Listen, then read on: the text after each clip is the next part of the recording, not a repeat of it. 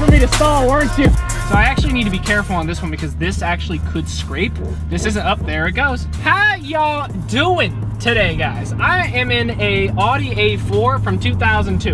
Okay, and by far, this is German engineering. This is a 2002 Audi A4. It's got a 1.8 liter engine with the turbo strapped to it. This car belongs to my friend Kevin. I actually went to H2O with this guy, and in fact, if you watch my H2O after movie, you will see him.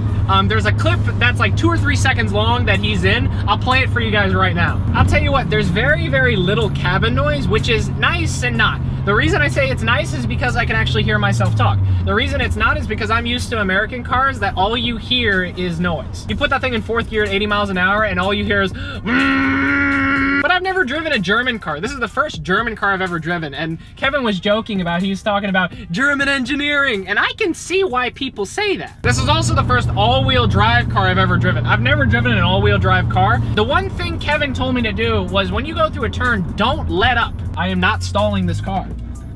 Not stalling. Can I make this? Ooh, turning radius.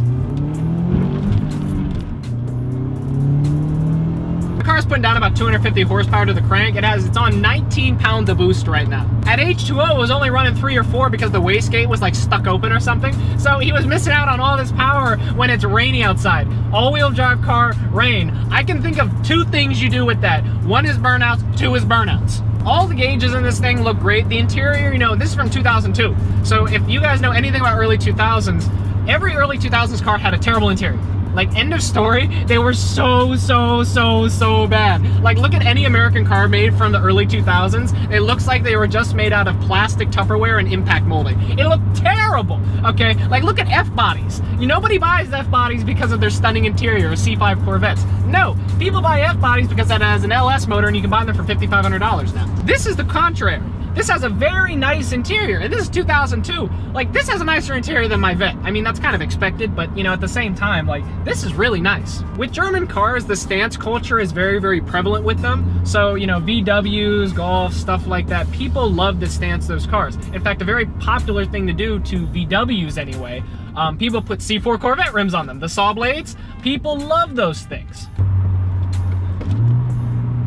Yeah, that was good, right? You see, I know how to drive. Not much, but yeah. But the stance culture. The stance culture has taken these cars by storm.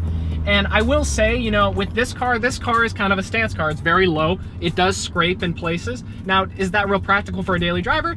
No, not really. But the thing is, I really do think that with these cars, I think that the stance is the best scene that they can be in, if that makes sense. Some cars cater towards the drag racing scene, the drifting scene, like that's where they're meant to be and that's where they really thrive.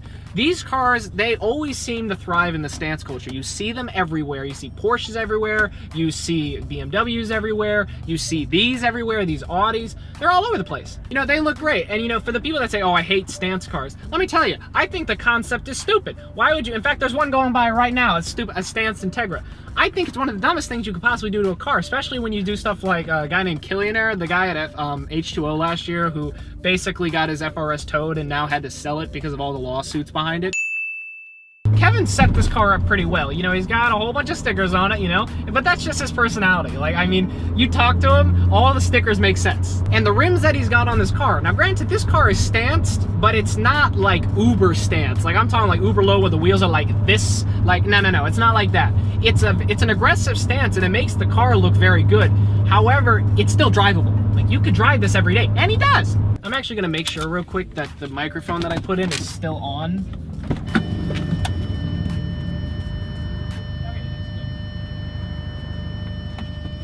I put a microphone on the muffler. I was just making sure it was still there because the last time I did that, it didn't end too well. In terms of other mods done to this car, not really much. I mean, besides the rims, a couple deals with the splitter, a couple other things just with the car, like the physical looks of the car. Nothing mechanically really has been done. I mean, the car has been tuned, so it does run a little bit better. Makes a little bit more power than the factory. As I said before, it's making 19 pounds of boost, so this isn't a slouch. Like, this gets out of its own way. Really nice car, man. Like I said, I really like turbo cars. These things are cool. Even at high speeds, you know, the car feels planted. I also think that has a lot to do with the fact that it's 4 doors and it's a sedan and not a sports car. But this thing feels good. But I just want to thank Kevin for coming out and letting me drive this car. You know, the guy lives in Pennsylvania.